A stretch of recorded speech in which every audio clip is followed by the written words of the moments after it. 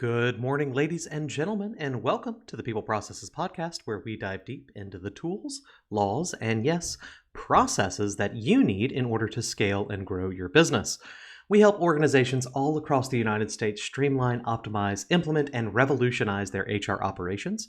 My name is Rami Alijil, and I'm the CEO of People Processes.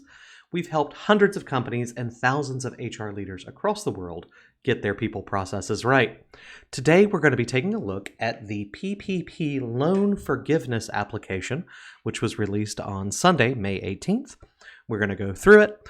I am recording a video of this as well, which will allow us to, if you'd like, on our website, I'll have a link to the video. We'll have our standard transcript. We'll have a link to the forgiveness application itself. But if you'd like to watch a video where we go through it together, that would be awesome. Like I said, I'm going to record that, and this way we can actually work on it together and kind of go through it piece by piece. So I'm opening that up now. Now, in the meantime, if you haven't already, please subscribe to our podcast and notifications at peopleprocesses.com. We're also available on iTunes, all the podcatchers of your choice, Google Podcasts, Stitcher, whatever you'd like, Spotify. Check us out on there so that you know when we have great updates like this. Now, I'm going to switch over, and I'm now sharing my screen. So let's take a look and dive in. We're going to go on this here. Okay, so the PPP loan forgiveness applications. This goes, first of all, back to your lender. It does not just get sent off to the SBA. That's a very important thing to know. You want to start with that. Now, there's a lot of different pieces to it. There's a calculation form, a couple different schedules and worksheets, demographic information form, which is optional. The primary things that you must do is the forgiveness calculation form and the Schedule A. There's also, like I said, a workplace on that, a worksheet on that so that you can kind of calculate some of them. Now, there's lots of definitions on the first page. There's a couple of ones that are pretty straightforward. Your PPP loan number, your business legal name, all those. There's a few key ones. One, the PPP loan disbursement date. This is the date that an employee looks. Sorry about that. The loan disbursement date. This is the date that the money hit your account, okay? So you need to have this. I didn't realize that my screen wasn't sharing, so I apologize. That's why I slowed up there for a minute. So the date you receive the PPP loan proceeds from the lender. If the loan proceeds were distributed on more than one date, enter the first date on which you received PPP loan proceeds. Now, one question we have at this time is if you received the money, they pulled the entire amount back and deposited a different amount, which one do you use? Ask your lender, but most people seem to be thinking that this is going to be the latter date, even under that scenario. If you received multiple disbursements to come up to a certain amount, then it would be the first one. If you have EIDL numbers, those sort of things go in there. This is important because we're going to ask about the payroll schedule, and the payroll schedule affects the covered period. Enter the 8-week, which is 56-day, covered period of your PPP loan. The first day of the covered period must be the same day as the PPP loan disbursement date. If you received your proceeds on, for example, Monday, April 20th, the first day of the covered period is April 20, and the last day of the covered period is Sunday, June 14th. Now, this is very important. There is an alternative payroll cover period you can use.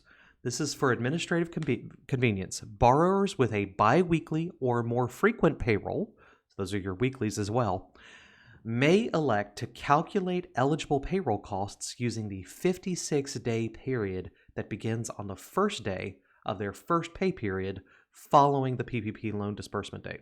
For example, if the borrower received its PPP loan proceeds on Monday, April 20th, and the first day of its first pay period following its PPP loan disbursement is Sunday, April 26th, then the first day of the alternative payroll covered pay period is April 26th, and the last day would be June 20th.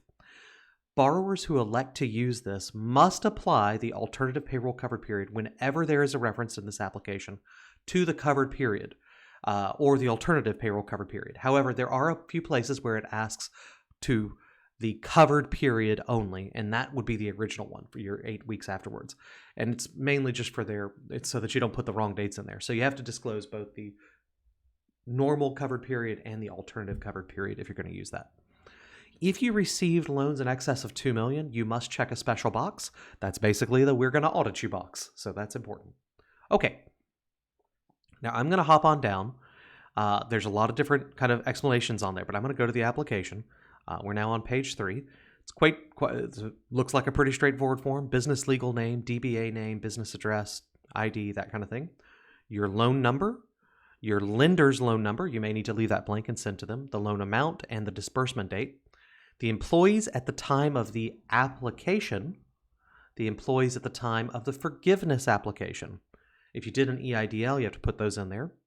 Then we mark our payroll scheduled, and we put in the covered period. This is always the 8 weeks following, 56 days following when your loan was disbursed. If you're biweekly or weekly, you can then select the alternative payroll covered period going to the first pay period starting after your disbursement. If the borrower, together with its affiliates, receive PPP loans in excess of $2 million, you check this box. Now, then you're adding all the pieces together. So, first is payroll costs, then business mortgage interest payments, business rent, and business utility. Let's talk about payroll costs. So, there's a Schedule A, line 10, which we can scroll down, and it asks you enter your cash compensation, enter that's your hours and salaries. Hang on. Here it is, down here. So it's kind of a selection. Enter your cash compensation, enter your average FTEs, total amount paid by the borrower for employer contributions to employee health insurance, the amount paid by the borrower for employer contributions to employee retirement plans, the amount paid by the borrower for state and local taxes assessed on employee compensation. You also have to disclose separately the total amount to owner employees or self-employed individuals, general partners. So you don't want to, and you don't double count those. Okay, so put those together. You add it all together. That gives you your total payroll costs. So going back to the original application, there are your total payroll costs, plus your business mortgage interest, your rent, and your utilities. That gives you your payroll and non-payroll costs, and that is the sum of what is forgivable. You then adjust that for your full-time equivalency and salary age reductions.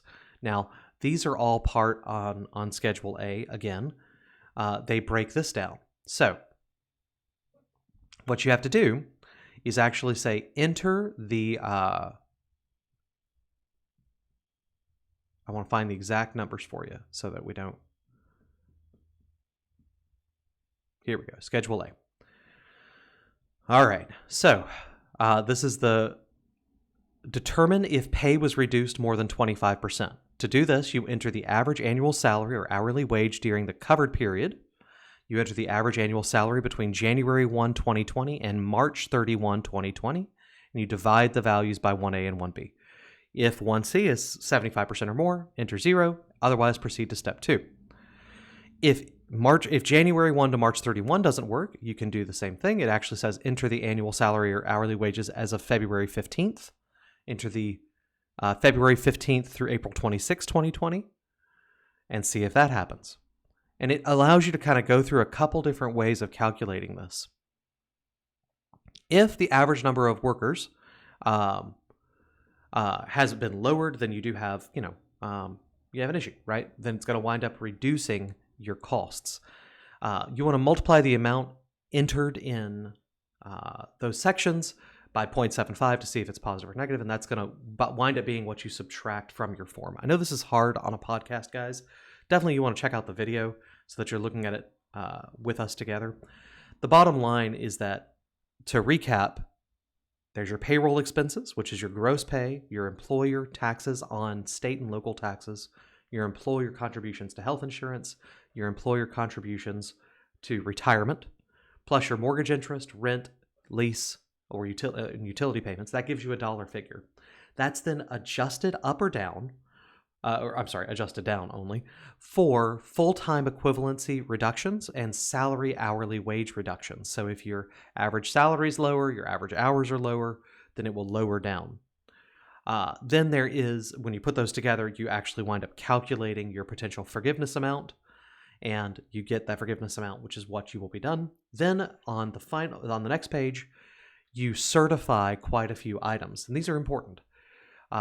You certify that the dollar amount for which forgiveness requested was used to pay the things that you say they were. You understand that if the funds were knowingly used for unauthorized purposes, the federal government may pursue recovery of loan amounts or criminal or civil fraud charges. The borrower has accurately verified the payments for the eligible payroll and non-payroll costs for which the borrower is requesting forgiveness. That you submit to the lender the required documentation verifying those payroll costs, the existence of obligations and services, that's your utilities and those sorts of things, and eligible business mortgage interest payments, business rent or lease, and business utility payments. So it's saying you're going to put all those in.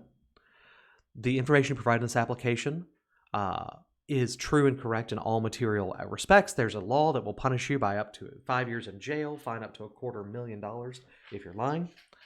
The tax documents you've submitted are consistent with those the borrower has submitted and will submit it to the IRS, and that the SBA may request additional information. You're going to give that a sign and send in that signature page along with the first page, and I'm sure your bank will want you to send in, though it may not be required, some of these supporting worksheets where you kind of figured out these sorts of things, okay? So you have to do all of these so that you can get the full-time equivalents and figure out if you had a salary reduction and those sorts of things.